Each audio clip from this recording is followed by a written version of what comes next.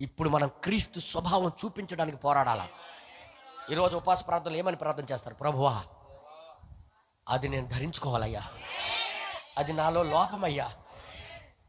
ఉపవాస ప్రార్థన సరిదిద్దుకునేది, నిన్ను నువ్వు దిద్దుకునేది ఉపవాస ప్రార్థన. ఏదో నామకార్థంగా ఉండి వెళ్ళిపోయేది కాదు. నీ లోపం ఏదో నీకు తెలిసి ఉండి దాన్ని దిద్దుకోవడానికే ఉపవాస ప్రార్థన. ఆ ఉపవాసం ఉంటే దేవుడు కనికరం లభిస్తుందని, దిద్దుబాటు అవుతుందని, ఇంకా నేర్చుకోవడానికి ఉపవాస ప్రార్థన. అర్థమైందా మీ అందరికీ? నిన్ను నువ్వు దండించుకుంటున్నావు, నీలో ఏదో లోపం ఉందని. అందరూ ఉంటున్నారు కాబట్టి నేను ఉంటున్నానండి అంటే దానివల్ల ఏ ప్రయోజనం లేదు. నీ లోపల ఏదో పొరపాటు ఉంది, దానికోసం నేను దిద్దుకోవాలి. ఓకే?